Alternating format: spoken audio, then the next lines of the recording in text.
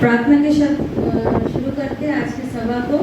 और मैं चाहती हूँ कि हमारी जो खातिमा है वो आके हमारे लिए प्रार्थना के साथ शुरू करें।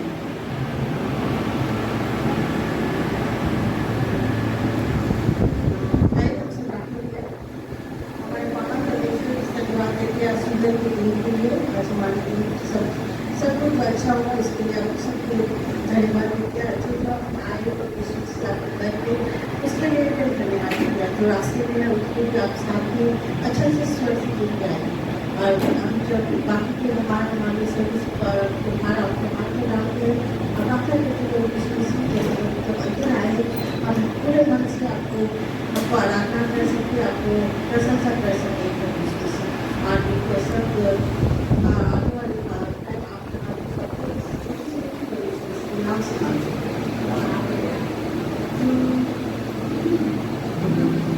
जिसके नाम में है जिंदगी वो नाम है यीशु मसीह।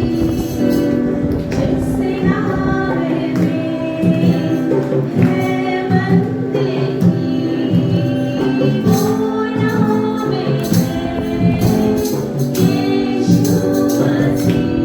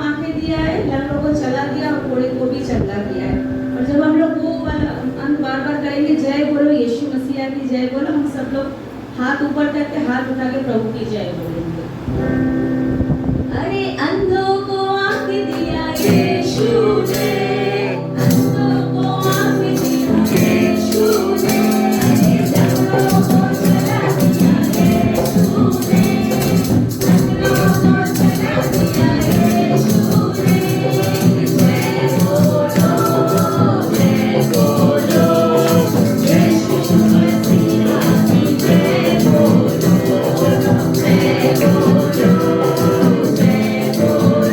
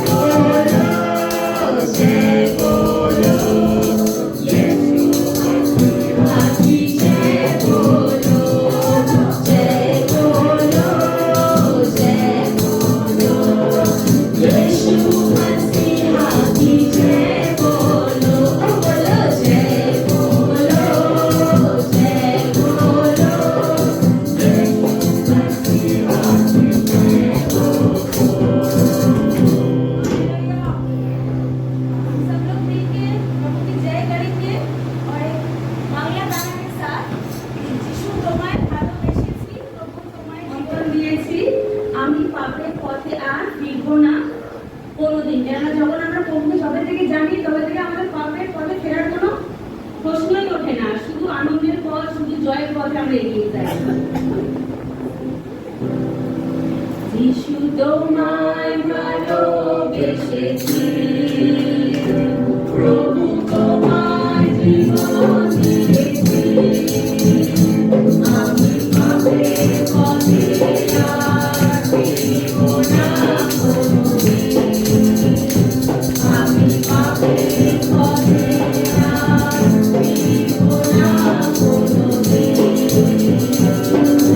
তোমায় ভালোবেসেছি, প্রভু তোমায় জীবন দিয়েছি, আমি পাপের পথে আর ফিরব না কোনোদিন, আমি পাপের পথে আর ফিরব না কোনোদিন। আছে সমপারে যদি তোমার বাড়ি, কেন তোমার নামে বিকার হতে পারি। আছে সমপারে যদি তোমার বাড়ি, কেন তোমার নামে বিকার হতে পারি। আমি তোমার নাম ধরে যাবো, জীবন চলোই চিরদিন। যিশু তোমায় ভালোবেসেছি, প্রভু তোমায় জীবন দিয়েছি, আমি পাপের পথে আর ফিরব না কোনোদিন, আমি পাপের পথে আর ফিরব না কোনোদিন। রাখি তোমার চরণ দুটি হৃদয় মাঝে, আমার নাই তবু সকল সাথে। রাখি তোমার চরণ দুটি হৃদয় মাঝে, আমার নাই তবু সকল সাথে। তোমার নামে বিকার হয়ে যাবো, জীবন সাগর একদিন। যিশু তোমায় ভালোবেসেছি, প্রভু তোমায় জীবন দিয়েছি, আমি পাপের পথে আর ফিরব না কোনোদিন, আমি পাপের পথে আর ফিরব না কোনোদিন।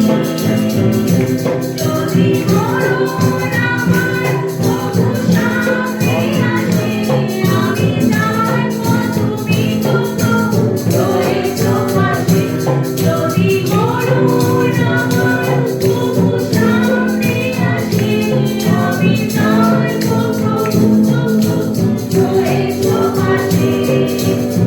এমনি করে যেন পার হয়ে যায় জীবনের বাকি কটা দিন। যিশু তোমায় ভালোবেসেছি, প্রভু তোমায় জীবন দিয়েছি, আমি পাপের পথে আর ফিরব না কোনোদিন, আমি পাপের পথে আর ফিরব না কোনোদিন, আমি পাপের পথে আর ফিরব না কোনোদিন।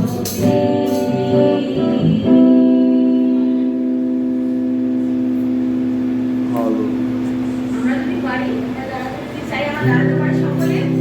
কারণ আমরা জানি যে আরাধনা করাতেই সুস্থতা আছে এবং আরাধনাতেই সুস্থতা আছে, চাঙ্গাই আছে। আমরা দাঁড়িয়ে প্রত্যেকে মিলে করতে পারি।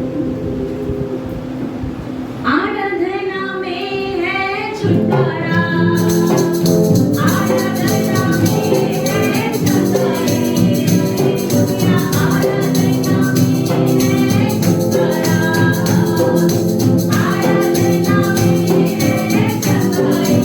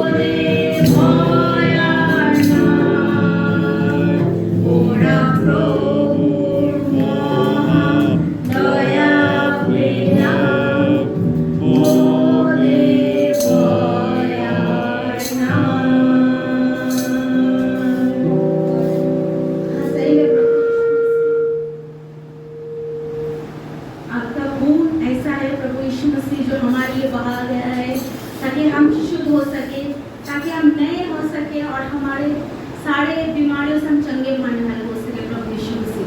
आप खुद इतना अद्भुत है, आपका लहू भी उतना ही अद्भुत है प्रभु यीशु मसीह। और हम जानते हैं प्रभु यीशु मसीह हमारे बीच में, हमारे राज्य में, हमारे घरों में एक ही मात्र प्रभु यीशु मसीह है जो उसको राज करना चाहिए प्रभु यीशु मसीह। हमारे मन मंदिर में सिर्फ आप ही बसना चाहिए प्रभु यीशु मसीह। तू राज करे, तू राज करे, तू राज करे सारी दुनिया में।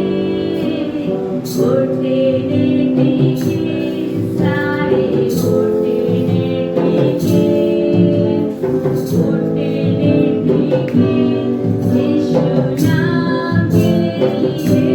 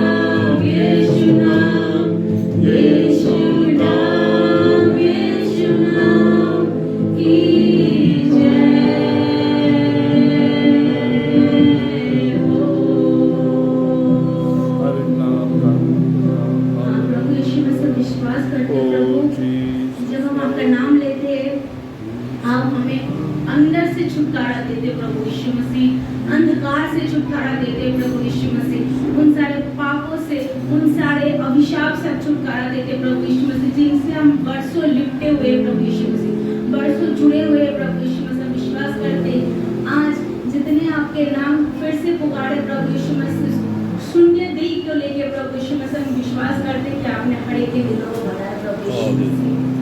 सभा का भार आपके हाथ में देते, आने वाले समय में आप अपने गवाहियों के द्वारा, आपके वचन के द्वारा हमारे शून्य दिल को फिर से भरेंगे यीशु मसीह। प्रार्थना पिता परमेश्वर के नाम से चाहते हैं, आमीन।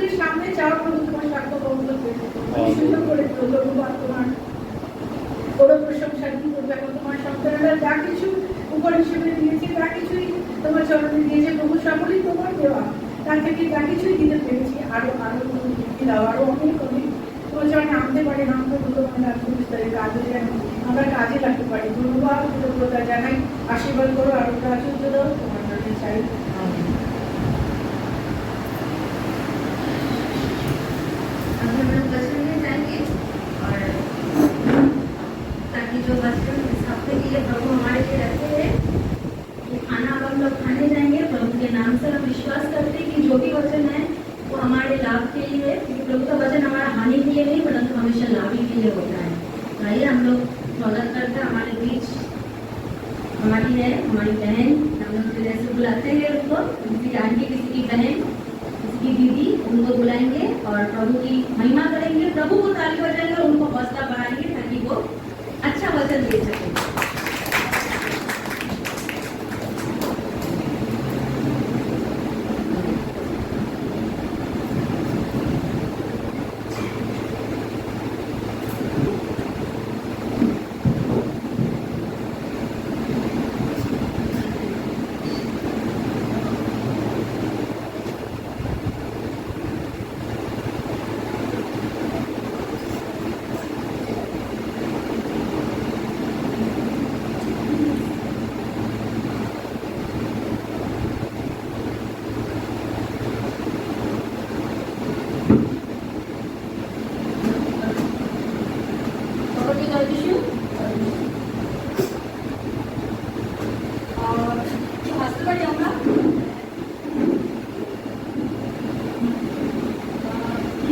যদি আমরা হাসতে পারি তাহলে আমরা ঈশ্বরের জন্য একটু স্মাইল করি।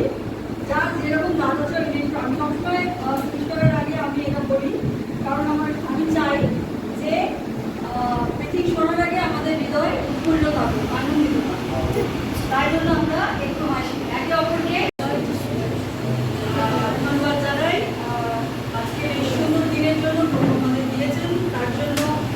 এবং ঈশ্বরের অনুগ্রহ বা ঈশ্বরের দেওয়া যদি দিন না থাকে তাহলে আমরা এই দিনটা আজকে দেখতে পাই না, সেটা আমরা প্রভুকে যারা বিশ্বাস করি তারা সকলেই জানি। তাই জন্য প্রভুকে কোটি কোটি ধন্যবাদ দিই যে তিনি আজকে এই সুযোগটা করে দিয়েছেন আমাকে, তার জন্যই প্রভুকে। এবং ধন্যবাদ দিই তাদেরকে যারা চার্চে এসছে, প্রভুর উপাসনা করছে, প্রভুকে জানছে, শিখছে, বুঝছে, তাদেরকেও ধন্যবাদ।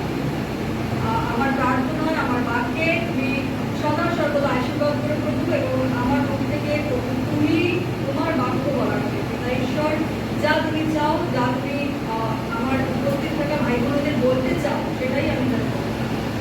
প্রার্থনা প্রভু যিশু নামে, আমেন। আচ্ছা, আজকে আমার প্রার্থনার বিষয় হচ্ছে প্রভু যিশুর দ্বিতীয় আগমন। কারণ আমরা জানি যে দ্বিতীয় আগমন খুব শীঘ্রই আমাদের দৌড়। প্রভু যিশুর যখন থেকে পুনরুত্থান হয়েছে এবং 40 দিন পর তিনি যখন স্বর্গারোহণ করেছেন, আমরা তখন থেকে শুনছি প্রস্তুত হও, প্রস্তুত হও, প্রস্তুত হও, তাই না? মন ফেরাও, স্বর্গরাজ্য সন্নিকট। সেরকম আমরা জানি যে ঈশ্বর আমাদের যা যা চিহ্ন লক্ষণ, বাইবেল অনুযায়ী আমাদের যা যা চিহ্ন লক্ষণ আমাদেরকে দিয়েছেন বা দেখাবেন বলেছেন, সেগুলো আমরা অলরেডি যারা বাইবেল পড়ি, আমরা যারা যিশুকে আমরা অনেক ভালো করে জানি, তারা জানবো সেগুলো আমরা হচ্ছে। সেই জন্য যিশু যখন তার শিষ্যরা বলেছিলেন যে আপনি কখন আসবেন আমরা কি করে বুঝবো, তখন যিশু তাদের বলেছিলেন যে আমি যখন আসবো এই চিহ্নগুলো তোমরা দেখতে পাবে। এবং আজকে আমরা সেই চিহ্নগুলো দেখতে পাচ্ছি, এবং আমরা ঈশ্বরের দ্বিতীয় আগমনের জন্য নিজেদেরকে প্রস্তুত করতে চাই। দ্বিতীয় আগমনের জন্য আমরা কতটা প্রস্তুত এবং দ্বিতীয় আগমনের জন্য ঈশ্বর আমাদের কি বার্তা দিয়েছেন, আজকে সেই নিয়ে আমি আপনাদের কাছে কিছু বলব। কি বলছে, আমরা মধ্যলিখিত সুসমাচারে 3 অধ্যায়ের 10 এবং 12 পদ যদি আমরা একটু কেউ পড়ি, যদি বাংলা ভাষায় আছে।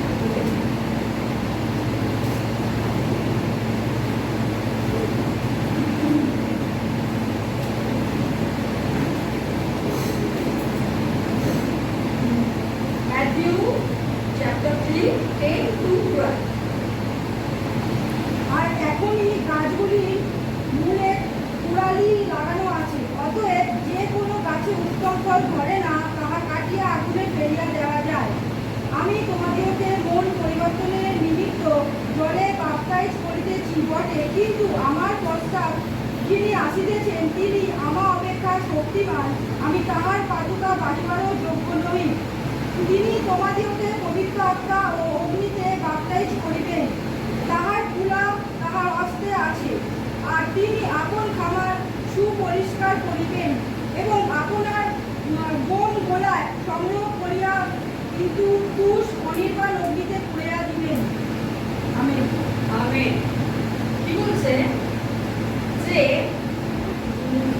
প্রভু যিশুর দ্বিতীয় আগমনের বার্তা এবং ন্যায় বিচারে আমরা কি দেখতে পাচ্ছি যে গাছ হচ্ছে গাছের কি গাছ হচ্ছে আমাদের এখানে বিশ্বাসীদের প্রতি, অর্থাৎ এখানে প্রাণ তথা বিশ্বাসীদের প্রতি। কেন? কারণ পুরাণ এখানে হচ্ছে ন্যায় বিচার ও অন্তিম সময়ের কথা। কি বলছে না উত্তম বৃক্ষ সবসময় কি করে না পবিত্র আত্মায় পরিপূর্ণ হয়। অর্থাৎ আমরা যারা প্রভু যিশুতে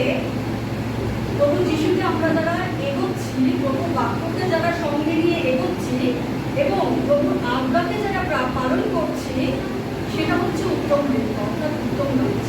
তাই বলছে যে গাছ এখানে প্রাণ তথা বিশ্বাসীদের প্রতি, আর পুরাণ এখানে ন্যায় বিচার ও অন্তিম সময়। ভালো করে বুঝুন, উত্তম বৃক্ষ পবিত্র আত্মায় পরিপূর্ণ বিশ্বাস, অর্থাৎ আমরা যারা যিশুতে আছি, তারা যারা যিশুর আজ্ঞাকে পালন করছি, যিশু যেভাবে আমাদেরকে শিখিয়ে দিয়েছেন ভালোবাসা, প্রেম, যিনি আমাদেরকে যেভাবে বলে দিয়েছেন, সেই অনুযায়ী আমরা যারা চলছি, সেটা হচ্ছে উত্তম বৃক্ষ। অর্থাৎ আমরা উত্তম বৃক্ষরা কি করছি না পবিত্র আত্মায় পরিণত হয়েছি। ঈশ্বরের পবিত্র আত্মা আমাদের সবসময় কি করছে না গাইড করছে আমাদের, যে ঈশ্বর কি আমাদের বলে দিয়ে গেছে। আমরা প্রার্থনার মাধ্যমে সেই পবিত্র আত্মাকে অনুভব করছি এবং সেই পবিত্র আত্মা আমাদের সবসময় গাইডেন্স দিচ্ছে। আর কি বলছে যে নিকৃষ্ট বৃক্ষ বা ফলহীন বৃক্ষ হলো অনুতাপহীন বা পবিত্র আত্মাবিহীন অবিশ্বাস, অর্থাৎ যার মধ্যে বাক্য নেই, যার মধ্যে পবিত্র আত্মা নেই, সেই মানুষের মধ্যে কি নেই? ঈশ্বর নেই, তাই তো? সেই মানুষের মধ্যে ঈশ্বর নেই, অর্থাৎ পবিত্র আত্মাকে বাদ দিয়ে আমরা কিন্তু কিছুই করতে পারি না। পবিত্র আত্মাকে বাদ দিয়ে আমরা কিন্তু এক মুহূর্তে চলতে পারি না, কারণ পবিত্র আত্মা আমাদের সবসময় গাইড করে, আমাদের শেখায়। তারপরে কি বলছে না অনুতাপহীন পবিত্র আত্মায় মুদ্রান্তিকহীন মানুষকে অনন্ত অগ্নিকুণ্ডে নিতে করা।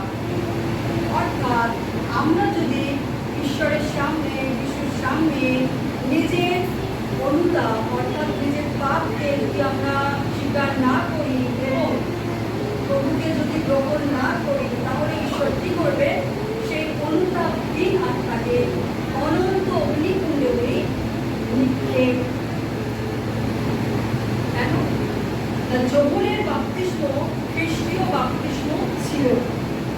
যোহন খ্রিস্টীয় বাপ্তিস্ম দিচ্ছিলেন না, তিনি মন ফেরান পরিবর্তনের বাপ্তিস্ম। এটা আমরা জানি, যারা আমরা বাইবেল পড়ি অবশ্যই। কি বলছে না তার বাপ্তিস্ম ছিল শুধু মন পরিবর্তন। এই বাপ্তিস্মের প্রকাশ পেত যে একজন মানুষ মন পরিবর্তন করেছে এবং যোহনের প্রচারিত সুসমাচারে বিশ্বাস করেছে।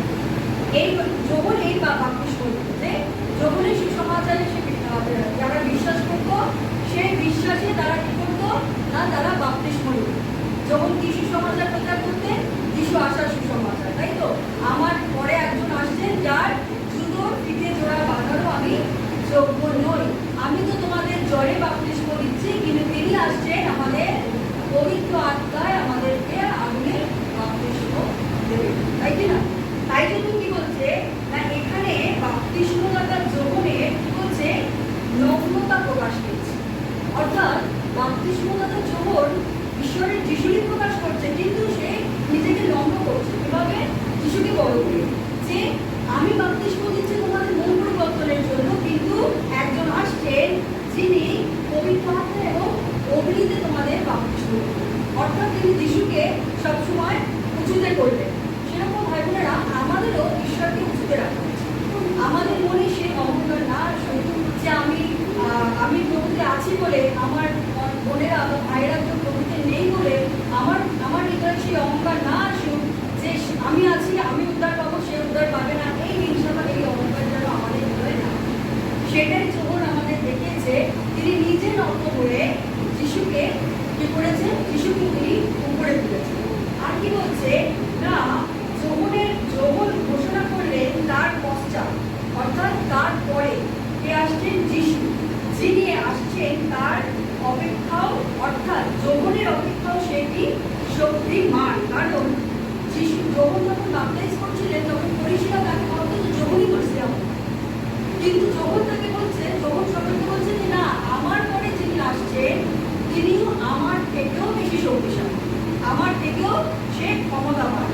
তাই বলছে এখানে যখনের আরেকবার নম্রতার প্রকাশ পাচ্ছে। আমরা যদি পুরো বাইবেল জুড়ে দেখি, আমাদের সবসময় বলা হচ্ছে নম্র হও, নম্র হও। কারণ নম্রতা ঈশ্বরের দিক থেকে আসে। নম্রতা প্রভু যিশু আমাদের দেখিয়ে দিয়ে গেছে, শিখিয়ে দিয়ে গেছে, তাই না? প্রভু যিশু তার নিজের জীবন দিয়ে নিজে তার কাছে কি কোনো ক্ষমতা ছিল না? সে সেই ক্ষমতা অ্যাপ্লাই করতে পারতো না। কিন্তু সে কি করলে, সে সেই নিজের জীবন দিয়ে সে আমাদেরকে সেই নম্রতাটাই দেখিয়ে গেলেন। মুখে থুতু মেখে, মাথায় কাটার মুকুট মেখে, হাজার করে খেয়ে, হাজার রক্ত বাহিত করেও সে বলছে, পিতা তুমি এদের ক্ষমা করো, এরা কি করছে, এরা ছাড়ো। তাই ভাই বোনেরা, আমাদের নিজেদেরও নম্র হওয়াটা খুব জরুরি। বিশেষ করে আমরা যারা প্রভুতে আছি, আমরা যারা ঈশ্বরে আছি, আমরা যারা বিশ্বাসী, আমাদেরকে সবসময় নম্র হতে হবে। আমাদের বাক্য, আমাদের স্বভাব, সবকিছু আমাদের ঈশ্বরের মতো হতে হবে। আমরা জানি আমরা পৃথিবীর কখনো কখনো আমরা আমাদের টেম্পার হারিয়ে ফেলি, কখনো কখনো আমরা কি করি, রেগে যাই, কখনো কখনো আমাদের রাগ আসে, আমাদের প্রতি আমাদের মাথা গরম হয়, ঘৃণা আসে। কিন্তু আমরা সেই সময় আমরা আমাদের ঈশ্বরকে স্মরণ করবো, যিনি আমাদের ভালোবাসার পথটা দেখিয়ে দিয়েছেন। ঈশ্বর আমাদের বলেছেন যে তুমি তোমার শত্রুদেরও প্রেম করো। এই এত সুন্দর ফ্যান্টাস্টিক ওয়ার্ড বাইবেল ছাড়া আর আমাদের কেউ বলে। সবাই অনেক অনেক নিয়ম দিয়েছে, অনেক কানুন দিয়েছে, অনেক কিছু আমাদেরকে বলেছেন, কিন্তু ঈশ্বর আমাদের দেখিয়ে দিয়ে গেছেন যে আমরা কিভাবে নম্র থাকবো, আমরা কিভাবে ঈশ্বরে থাকবো। ঈশ্বর আমাদের বারবার এই বাইবেলে দেখিয়ে দিয়েছে। তাই বারবার যিশু আমাদের বলছেন তুমি তোমার শত্রুকেও ভালোবাসো। ফ্যান্টাস্টিক ওয়ার্ড, তাই না? যখন আমরা কাউকে বলি শত্রুকেও ভালোবাসো, সে বলে কি করে? আমরা যখন দেখি গান্ধীজি বলছেন এক গালে মারলে আরেক গাল বাড়িতে যাবে। হ্যাঁ, আমরা এটা জানি গান্ধীজি কোটেশন, কিন্তু আমরা যারা বাইবেল পড়েছি তারা আমরা জানি যে এটা প্রভু যিশু বলে গেছে। এবং গান্ধীজি নিজে বাইবেলকে ফলো করতেন বলে তিনি এই কোটেশনটাই কাজে লাগিয়েছিলেন। তাই জন্য তার লড়াইটা ছিল অহিংসা, তাই তো? তাই জন্য তার লড়াইটা ছিল অহিংসা। এখানে কি বলছে, যখন নিজেকে অতি দিন করলেন, তাই তিনি বললেন আমি তার পাদুকা বহারও যোগ্য নই। অর্থাৎ তিনি নিজেকে এত অযোগ্য করলেন ঈশ্বরের কাছে, আর ঈশ্বরকে তিনি সবসময় ওপরে রাখেন। আর কি করলেন না, যখন ঘোষণা করলেন প্রভু যিশু পবিত্র আত্মা ও অগ্নিতে বাপ্তাইজিত করবেন। অর্থাৎ যিশু পেন্টিকস্টেলের দিন আমরা দেখেছি যে পেন্টিকস্টেলের দিন কি ঘটেছিল, এবং তিনি কি করেছিলেন না, তিনি দ্বিতীয় আগমনের জন্য কি করবেন, ন্যায় বিচার করবেন। অর্থাৎ আমরা যারা এখন যারা আমরা বলতে আছি, প্রভু যতক্ষণ দ্বিতীয় আগমন না হচ্ছে ততক্ষণ আমরা অনুগ্রহে আছি, তাই ঈশ্বরের অনুগ্রহে আছি। কিন্তু একদিন আসবে যেদিন প্রভু আসবেন, দ্বিতীয় আগমন হবে। দ্বিতীয় আগমনের বার্তা আমরা যারা শুনছি, দ্বিতীয় আগমন যখন হবে তখন কিন্তু তিনি আর ন্যায় বিচার করতে আসবেন, কিন্তু তখন কিন্তু তিনি আর অনুগ্রহ করতে আসবেন না, তখন তিনি আমাদের বিচার করতে আসবেন। সুতরাং ভাই বোনেরা, আমাদের প্রস্তুত থাকতে হবে যে আমরা কি প্রভুতে প্রস্তুত আছি, আমরা কি ন্যায় বিচারের জন্য প্রস্তুত আছি, আমরা কি ঈশ্বরের সেই দেওয়া আজ্ঞাগুলো কি পালন করছি, আমরা কি প্রভু যেভাবে আমাদের দেখিয়ে দিয়ে গেছে নত হও, নম্র হও, সেইভাবে কি আমরা চলছি? এটা আমাদেরকে প্রশ্ন করতে হবে। তাহলে আমরা এর উত্তর খুঁজে পাবো এই বাইবেলের মাধ্যমে প্রভু আমাদের কি করে গেছে। তারপরে কি বলছে, পবিত্র আত্মায় বাপ্তিস্ম হলো খ্রিস্টের প্রথমবার আসার দরুন এবং মানব মুক্তির জন্য তার সমাপ্ত কাজের দরুন তিনি পবিত্র আত্মায় বাপ্তিস্ম দিয়েছেন। অর্থাৎ পবিত্র আত্মার দান, অবতরণ, অর্থাৎ পবিত্র আত্মার যখন বাপ্তিস্ম হলো তখন কি হলো না, এই প্রথমবার পবিত্র আত্মা অবতরণ করলো। পবিত্র আত্মা যখন যিশুকে বাপ্তিস্ম দেওয়া হয় তখন পবিত্র আত্মার কপটের ন্যায়, অর্থাৎ কপটের ন্যায় ঈশ্বরের কাঁধে এসে বসেছিল, এবং ঈশ্বর তাকে বলেছিল যে আমার প্রিয়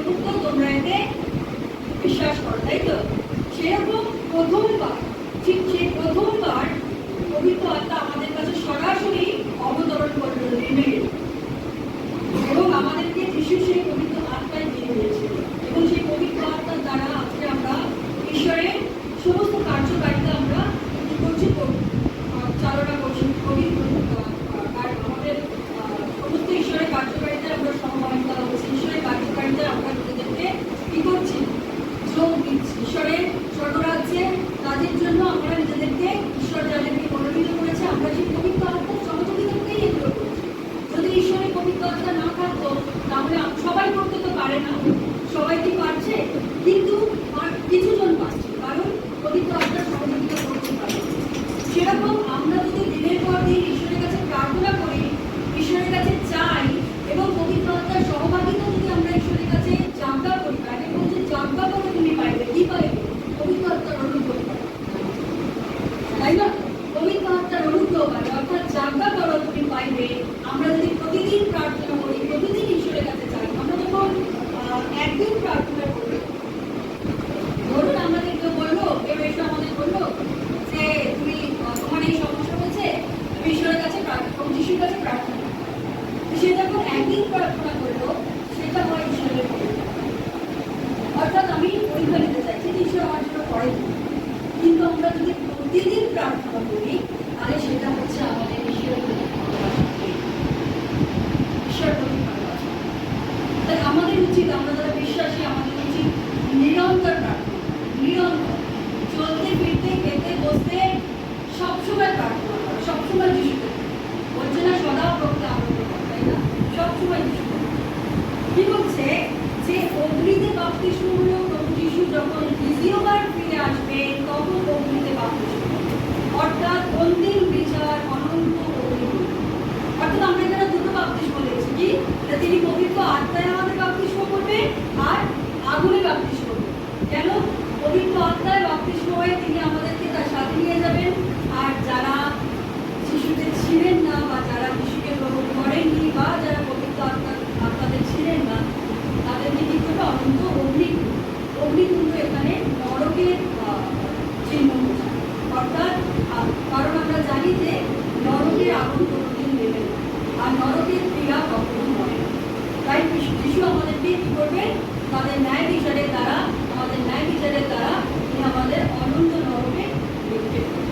তাই আমি বারবার বলি যে আমরা এখনো যারা পিছিয়ে আছি, এখনো যারা আমরা প্রভুতে থেকেও প্রভুকে বিশ্বাস করছি না, প্রভুতে থেকেও প্রভুর কাছে আসছি না, আমরা প্রভুর কাছে চাই, প্রার্থনা করুন যে প্রভুর কাছে যেন আসতে পারি। ঈশ্বরকে জেনে ঈশ্বরের কাছ থেকে দূরে সরে যাবেন না, ঈশ্বরের আত্মা থেকে সরে যাবেন, বরং ঈশ্বরের কাছে আরো আসুন, ঈশ্বরের কাছে আরো আসুন। আমি আমার নিজে আমি 2018 বা 2017 আগে আমি নিজে একজন হিন্দু পরিবারের মেয়ে ছিলাম এবং যিশুকে তখন আমি অল্প জেনেছি, বাইবেল পড়তাম, আসতাম, ব্যাস এইটুকুনি। কিন্তু আমি যখন 18 পর ধীরে ধীরে প্রভুকে জানলাম যে তিনি উদ্ধারকর্তা, তিনি একমাত্র জীবিত ঈশ্বর, যিনি আমার জন্য নিজের জীবন দিয়েছে, নিজে রক্ত বাহিত করেছে, এবং যিশু আমাকে আমার মধ্যে পবিত্র আত্মা যখন কাজ করতে শুরু করলো এবং আমি যখন যিশুকে ধীরে ধীরে জানলাম, আমি আস্তে আস্তে যিশুকে এলাম। সমস্ত কিছু যা কিছু আমি আগে করতাম আস্তে আস্তে সব ত্যাগ করলাম, করে প্রার্থনায় বসলাম, বাইবেল পড়লাম। আস্তে আস্তে আমার পাস্টরের সাথে দেখা হলো, পাস্টরের চার্চে এলাম, সেখান থেকে আমার বাপ্তিস্ম হলো।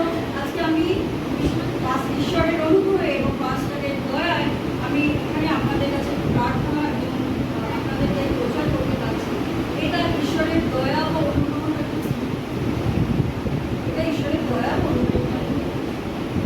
আমি তাই ভাই বোনেরা, আপনারাও এই জায়গাটায় আসতে পারবেন যদি আপনারা চেষ্টা করেন, যদি আপনারা প্রভুর কাছে চান। ঈশ্বর সবার জন্য উৎসব হচ্ছে আওয়াজ খটখটাও তুমি খোলা জায়গা, অর্থাৎ তুমি খটখটাও দরজা খুলে যাবে, অর্থাৎ ঈশ্বর এক পা বাড়িয়ে যতক্ষণ তুমি না চাইবে ততক্ষণ সে আসবে। তাই আমাদের উচিত সবসময় ঈশ্বরের কাছাকাছি। কি বলছে যে কুড়াল আর কুলা ন্যায় বিচারের প্রতীক, অর্থাৎ কুড়াল হলো অন্তিম সময়ের প্রতীক, অর্থাৎ যে গাছ ফল নেই, যে গাছে ফল নেই তাকে কি করা হয়? যে গাছ ফল দেয় না তাকে কি করতে ফেলে না? সেই রকম কুড়াল হলো অন্তিম সময়ের প্রতীক, অর্থাৎ যে গাছ ফল নেই, যে গাছে ফল নেই কি করে? তাকে সেই গাছটা আমরা ফেলে ফেলি। আর কুড়া হলো ভালো মন্দ বিচারের, অর্থাৎ কুড়া দিয়ে আমরা কি করি?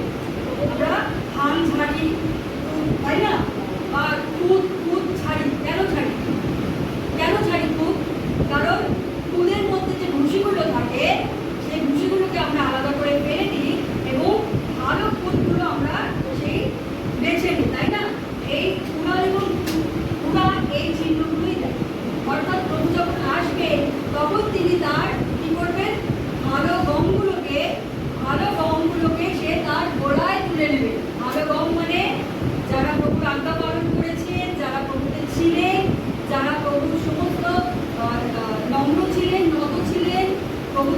প্রভুর আজ্ঞাকে সে সবসময় সে প্রভুর মতো করে চলেছে, সে ভালো ফলগুলোকে সে গমগুলোকে সে তার গোলায় তুলে নেবে এবং পুরুষকে সে কি করবে, আগুনে দিয়ে দেবে। অর্থাৎ আমাদের প্রস্তুত থাকতে হবে কিভাবে না আমরাও একটা ভালো গাছ হতে পারি, আমরাও বিশ্বাসী হতে পারি। অর্থাৎ ভালো গাছ হচ্ছে একটা বিশ্বাসী, ভালো বিশ্বাসী। তাই আমরা কি করবো না, আমরা সবসময় করবো ছোট গল্প করবো, গল্প করে শেষ করে দেবো, বেশি সময় নেব না। কেন আমাদের প্রার্থনা করা উচিত, কেন আমাদের প্রভুর কাছে সবসময় যাত্রা করা উচিত, আমি একটি ছোট্ট গল্প বলি। একটি মেয়ে গ্রাম থেকে শহরে পড়ার জন্য গিয়েছে। ওখানে একটা হোস্টেল ভাড়া করেছে, যেখানে ওর পড়াশোনার মেয়াদ হচ্ছে 3 বছর। অর্থাৎ সে 3 বছরের জন্য সে গ্রাম থেকে শহরে গেছে আরো হায়ার স্টাডি করার জন্য। আমরা অনেকেই গিয়ে থাকি, তাই না? তো সে মেয়েটিও তাই করেছে। সে মেয়েটিও বিশ্বাসী ছিল না, সে পরিবারের মেয়ে। অর্থাৎ সে যখন গ্রাম থেকে শহরে গেছে, তো সেখানে যে ছাত্রাবাস ছিল, যে কলেজে ভর্তি হয়েছে, সেখানে হোস্টেল ছিল, হোস্টেলে সে থাকতো ওখানে পড়াশোনা। তো আমরা জানি যে ছাত্রাবাসগুলো কিরকম হয়, একটা রুমে 4 জন 5 জন করে হোস্টেলে যেরকম রাখা হয়, সেরকমভাবেই সে ওখানে ছিল। সে প্রত্যেকদিন দেখতো, যখন সে কলেজ করে ফিরতো, টিউশনস করে ফিরতো, সে দেখতো যে ওই ছাত্রাবাসী অর্থাৎ ওই ক্লাসমেটেরই, ওই রুমমেটেরই একটি মেয়ে এরকম একটি কালো বই নিয়ে পড়ছে। সে ভাবছে কালো বইটা কি, সে পড়ছে, এটা তো পড়ার বই নয়। তখন সে একদিন ওই ব্যক্তিকে জিজ্ঞেস করলো, আচ্ছা তুমি রোজ এই বইটা পড়ো, এটা কি? তখন সে মেয়ে তাকে বললো, এটা হলো বাইবেল, এটা আমি পড়ি কারণ আমি যিশুকে বিশ্বাস করি। তখন মেয়েটি তাকে বললো যে তুমি কি খ্রিস্টান? তখন ওই মেয়েটি বললো, আমি খ্রিস্টান নই, আমি বিশ্বাসী। কেন সে খ্রিস্টান বলে নিজেকে? খ্রিস্টানিটি একটা ধর্ম, আর যিশু খ্রিস্ট ধর্ম আমরা জানি। তাই সে কি করেছে, তাই সে বলেছে আমি বিশ্বাস, প্রভুতে বিশ্বাস, যিশুতে বিশ্বাস। এবং এই বইটি আমাকে অনেক শক্তি দেয়, এবং এই বইটি পড়ার পরে আমি অনেক কিছু জেনেছি, অনেক শিখেছি, প্রার্থনা করতে শিখেছি, এবং প্রভু আমাকে সবসময় সহযোগিতা করেছে, এবং আমি জেনেছি যে যিশুই একমাত্র ঈশ্বর। তখন দিনের পর দিন মেয়েটিও ওর সাথে মিশতে লাগে, ওর মতো করে ওর সাথে মিশে সে প্রার্থনা করতে লাগে। 3 বছরে সে একদম পরিপুষ্ট হয়ে যায় সে মেয়েটির সাথে। অর্থাৎ যে মেয়েটি যিশুকে জানতেন, বাইবেল পড়তেন, সে মেয়েটি কিন্তু তার মতো হয়ে যায়নি, তাকে তার মতো তৈরি করেছে। অর্থাৎ লাইট ছিল সেই মেয়েটির কাছে, যে বাইবেলটি পড়ছে, সেই লাইট কি করলো, আরেকটি অন্ধকার মেয়েকে তার লাইটে নিয়ে চলল। সে আমাদেরও কিন্তু উচিত অন্যের মতো নয়, আমাদেরকে যে বিশ্বাসী নয়, বিশ্বাসীকে অন্ধকারকে আমাদের কাছে, অন্ধকারের সাথে আমাদের উচিত হওয়া নয়, কারণ আমাদের সেটা মানায় না। যাই হোক, তখন মেয়েটি প্রার্থনা করতে শিখল, এবং অ্যাজ ইউজুয়াল তার পড়া শেষ হলো। সে যখন বাড়িতে ফিরবে, গ্রামের বাড়ি, আমরা সাধারণত জানি যে গ্রামের দিকে একটা সার্টেন টাইমে গাড়ি বন্ধ হয়ে যায়, ট্রেন বন্ধ হয়ে যায়, তাই না? কলকাতার মতো বা শহরের মতো সুবিধা নেই। তো কোনো কারণে সেদিন মেয়েটির বাড়ি ফিরতে অনেক লেট হলো। সে যখন ট্রেন থেকে নামলো, তখন প্রায় রাত্রি 10:30, এবং তার গ্রামটা এমন ছিল টানেলের মধ্যে। পাহাড়ে আমরা যে টানেলগুলো দেখি না, পাহাড়ের মাঝখানে টানেল, গুফা টাইপের। তো ওর ভেতর দিয়ে তাকে যেতে হতো, ওর ভেতর দিয়ে ট্রেন নামিয়ে দিল, ওর ভেতর দিয়ে তাকে যেতে হতো। রাত্রি 10:30টায় তার কাছে কোনো গাড়ি বা কোনো কিছু ছিল, তাকে তার গ্রাম অব্দি হেঁটেই যেতে হতো। তখন সে কি করলো, সে টানেলের ভেতর প্রবেশ করে দেখলো টানেলের ঠিক শেষ প্রান্তে একজন লোক দাঁড়িয়ে আছে। তো লোক দাঁড়িয়ে থাকার পরে সে কিন্তু সে জাস্ট এগিয়ে কিছুটা আবার টানেলের বাইরে, এবং সে প্রার্থনা করল, যিশুর কাছে প্রার্থনা করল, এবং সে নিরাপদে বাড়িতে পৌঁছল। পরের দিন সকালবেলা গ্রাম তো ছোট হয়, এখানকার খবর ওখানে চলে যেতে কিছু সকাল। যখন সকাল হলো, তখন সে তার বাড়িতে পুলিশ এলো। তখন মেয়েটিকে বললো যে কাল রাত্রি 10:30টায় তুমি কখন পাস করছিলে টানেল দিয়ে? তো মেয়েটি বললো হ্যাঁ আমি পাস করছিলাম। তখন বললো যে তোমাকে আমাদের থানা যেতে হবে।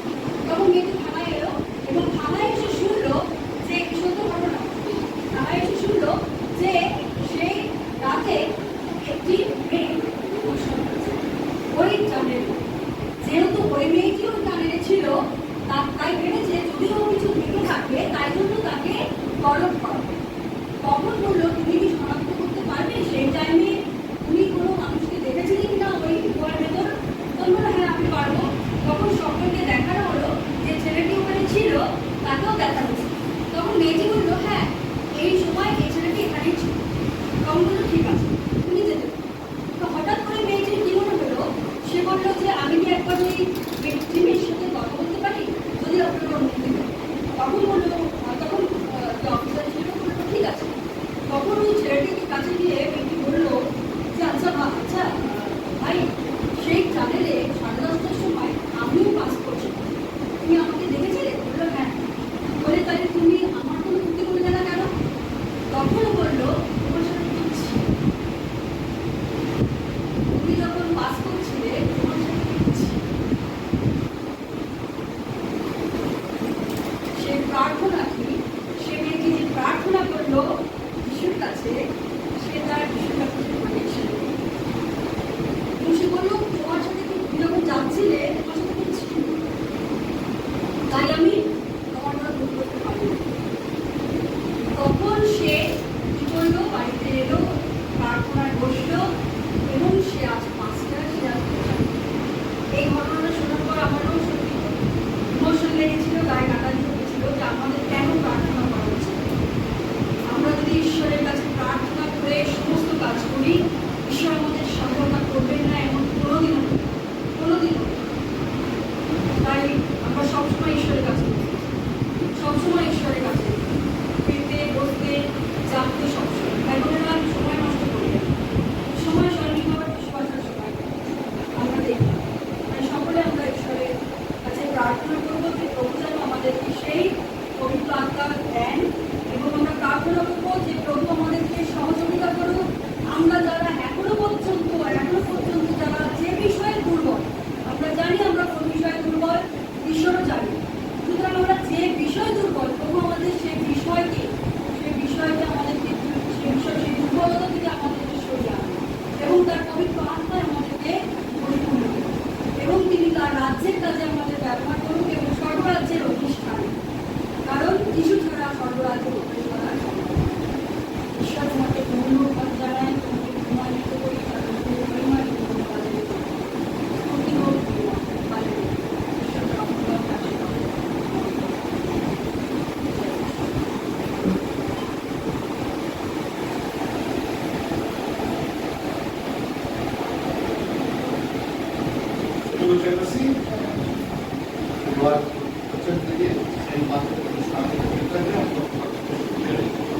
साथ ही आगे एक बार फिर से माता रानी जी बहुत साल बाद बोला यीशु नाम बोली तो অনেক এই গান অনেক করে শুনেছি।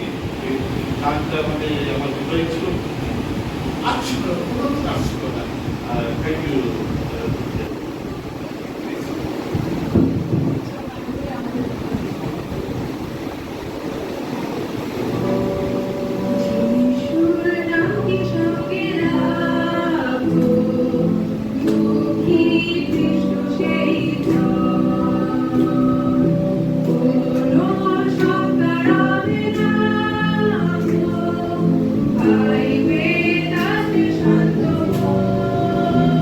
I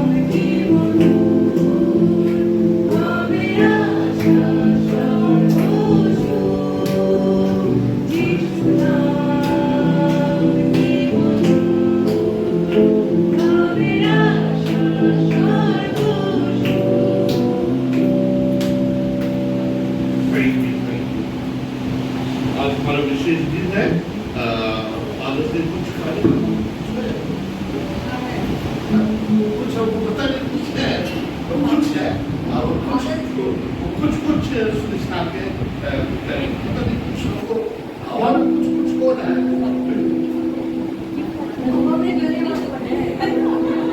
हम जानते हैं कुछ कुछ है तो हमारे दादा अपनी आंसू सर अपनी आंसू ये भी सुनता हूँ আসল পুরো পুরো বাবাদেরকে সামনে রাখবো প্রত্যেকজন।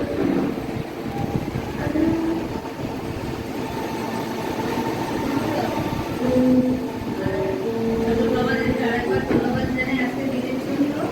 আর যে সত্যি সমস্ত দিন আছে, আমাদের কিছুদিন আগে মাদার্স ডেও হয়েছে আমাদের চার্চে, সবকিছুই আমাদের চার্চে ধন্যবাদ দিই ঈশ্বরকে যে আমরা একটা এমন মন্ডলীতে আছি যে আমাদের ছোট থেকে বড় সবকিছু আনন্দে আমাদের সাথে থাকে, সহবর্তী হয়। আর ঈশ্বরকে ধন্যবাদ দিই সুন্দর দিনের জন্য। এই দিনটা সত্যি খুব স্পেশাল। যেমন মায়ের আমাদের লাইফে খুব বড় কন্ট্রিবিউশন থাকে, অ্যাজ ইউজুয়ালি একইভাবে সামঞ্জস্য রেখে আমাদের বাবাদের অনেক বড় কন্ট্রিবিউশন থাকে আমাদের লাইফে। আর তাই ঈশ্বরকে ধন্যবাদ দিই আমরা। আর সমস্ত বাবাদেরকে হ্যাপি ফাদার্স ডে আরেকবার জানাই। হয়তো কারোর সন্তান তাদের সাথে আছে, কারোর সাথে নেই। যেমন আঙ্কেলের কারো সন্তান এখানেই আছে, তার সাথে একদম থাকে না। বা আমাদের পাস্টারেরও নলিনা যেমন বাইরে আছে, দুজন সাথে রয়েছে।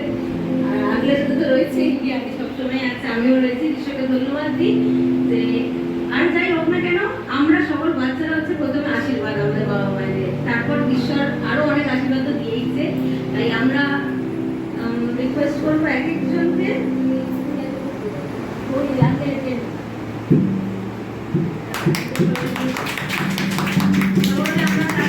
প্রত্যেকে আমরা তালি বাজাবো আমাদের বাবাদের জন্য। সত্যি ধন্যবাদ সুন্দর দিনের জন্য। Happy father's day to you all, happy father's day to you all, happy father's day, happy father's day, happy father's day to you all. আমরা এখন প্রার্থনা করি আমাদের বাবাদের জন্য। তারা তো সামনে দাঁড়িয়ে আছে, আমরা প্রত্যেকে তাদের দিকে হাত বাড়াই এবং আমাদের আশীর্বাদের হাত তাদের দিকে বাড়াই। আর প্রভু ঈশ্বর তোমাকে ধন্যবাদ দিই সুন্দর সময়ের জন্য। প্রভু তুমি আমাদের দেখতে দিয়েছো, আর তোমাকে বিশেষ করে ধন্যবাদ দিই সকল বাবাদের জন্য প্রভু ঈশ্বর, যে তুমি আমাদের জীবনে তাদেরকে রেখেছো। এখানে অনেক এমন হয়তো আছে যারা নিজেদের বাবাকে হারিয়েছে বা তাদের মাঝে তাদের বাবা নেই, কিন্তু যাদের আছে তাদের জন্য ধন্যবাদ দিই এবং তাদেরকে আরেকবার স্মরণ করে দিই যে যতদিন বাবা আছে তাকে যেন আমরা ধরে রাখতে পারি প্রভু যীশু। যেভাবে তুমি আমাদের বাবা, তুমি আমাদের পিতা, স্বর্গের পিতা, একইভাবে এনারা হচ্ছে আমাদের পৃথিবীর পিতা প্রভু যীশু। ধন্যবাদ দিই এবং প্রত্যেক বাবাদের জন্য প্রার্থনা চাই তুমি তাদেরকে তোমার পথে চালিত করো প্রভু যীশু, যেন তারা তোমার রাজ্যের জন্য চলতে পারে প্রভু যীশু, তোমার পথে চলতে পারে। বিশেষ করে আমাদের খাদিমের জন্য, আমাদের আত্মিক বাবার জন্য প্রার্থনা চাই তুমি তাকে প্রচুর পরিমাণে আশীর্বাদ করো। তার কারণ শুধু তার 3টে সন্তান না, তার প্রচুর সন্তান প্রভু যীশু। তোমার আত্মিক সন্তান তার অনেক রয়েছে প্রভু যীশু। আমরা এই প্রার্থনা চাই যে যেন আগামী দিনে আরো সন্তান এইভাবে প্রভু যীশু বাড়িয়ে চলতে পারে প্রভু। আত্মিক সন্তান যেন তার আরো হয় প্রভু, সে যেন আরো প্রত্যেকের বাবা হতে পারে। যেমন আব্রাহাম বহু জাতির পিতা ছিল, একইভাবে যেন প্রভু যীশু আমাদের পাত্রী, আমাদের বাবা যেন বহু মানুষের পিতা, আত্মিক পিতা হয়ে উঠতে পারে প্রভু যীশু। তুমি তাকে দিকে দিকে জনে জনের মাঝে নিয়ে যাও। সবকিছুর ভার তোমাকে প্রার্থনা তোমার নামে চাই। আমাদের সভা শেষ, আমরা গানের সাথে আমাদের সভা শেষ করবো।